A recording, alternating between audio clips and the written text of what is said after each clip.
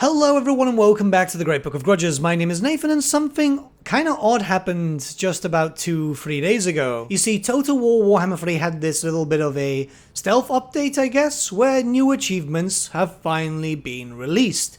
But not what you think it is. As you can see on the screen, these are weird. That's honestly the best thing that I can say, considering the fact that it just says achieve a score of 1500 in the Blackfire Pass trial. You see, trial is a big word there, or in the Hellfen trial, Fallen Gates trial, Ultimate Darkness trial, Realm of Tzeentch trial. These all seem to be new. Originally I thought this might be tied to Domination Mode, but Domination Mode's been out for a while, so it doesn't really make sense. And then, obviously, when I was asked on my stream yesterday, as I've started streaming again on twitch.tv/The Great Book of Grudges, just a little plug there, obviously, but I hypothesized that this could be part of Mirror of Madness, something that was announced 5 months ago, actually closer to 6 months, and we still have no context whatsoever. What we do know is that this is supposed to be a new game mode, and it's attached to Warhammer 3 through some partnership deal that they do with Intel for the 13th processors of Intel. This is something that's been done before, because a partnership like that through Intel and Creative Assembly has happened with the Laboratory. What seems quite interesting is that this seems to be something a bit more expanded and better than the Laboratory, I guess. Well, we haven't seen it yet. But there is achievements. The Laboratory had none. The Laboratory was just basically a stress test for your machine to see how much you could handle in terms of units and wacky events and so on. Whereas this has achievements. This seems to be some sort of possibly last stand mode, maybe using the survival battle mechanics. Again, I have no idea, so I'm not providing any inside information because I literally have no idea. Something like this does make sense. It'll probably have some extra mechanics to it, which we'll discuss the trailer in just a little bit. Let's be honest, the survival battle mechanics are kind of interesting. Obviously, it does act as its own game mode, and it's a bit of a shame that we're just not seeing it too much. Let's be honest, a lot of us just don't want to play the Realm of Chaos for a multitude of reasons, but I did like the survival battles. Maybe that's just me. I thought it was just kind of interesting. With a little bit of polish, they could have been very, very cool. We obviously know that survival battles have some sort of point system too. Let's just take a minute now and actually watch the trailer that came out almost 6 months ago and see if we can actually find anything of interest. Or at least some information, but it kind of feels like this would be it.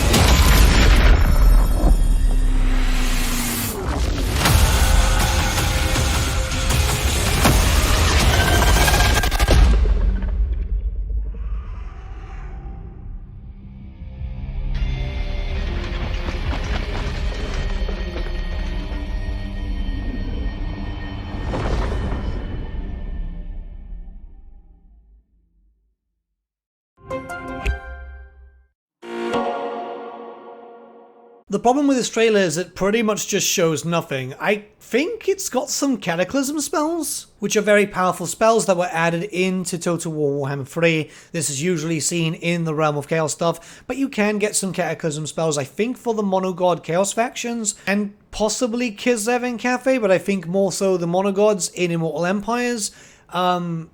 Maybe it's going to be something. It kind of sounds like some sort of last stand mode, which again, survival battle mechanics would fit quite well in. The problem is that obviously they announced this so long ago and all they had was coming in 2023, which, hey, we're in 2023. But no context other than that, which is absolutely bizarre. Normally when a feature gets announced, a little detail, a little context comes with it too, right?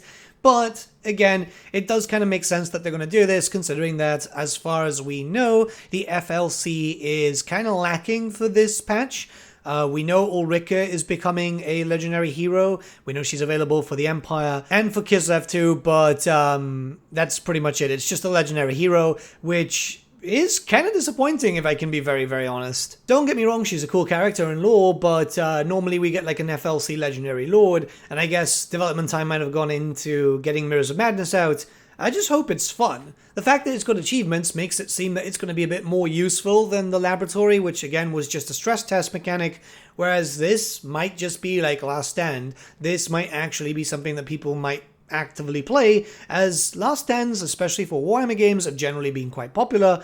For example, Dawn of War had a few of those too. I imagine that a lot of people might not like what they're hearing here. Well, we still don't know exactly what it is. This is just a theory of mine, but keep an open mind, see what it is. Hopefully it's a way that it's going to work into campaign, because I'm not really a fan of anything that's kind of unattached to the campaign. We know that Last Stand modes have existed before, by the way. I believe Three Kingdoms had one. I must admit, I didn't use that either. But I imagine within the coming weeks until the launch of Forge of the Chaos Dwarfs, we will see something, well, some context, I hope.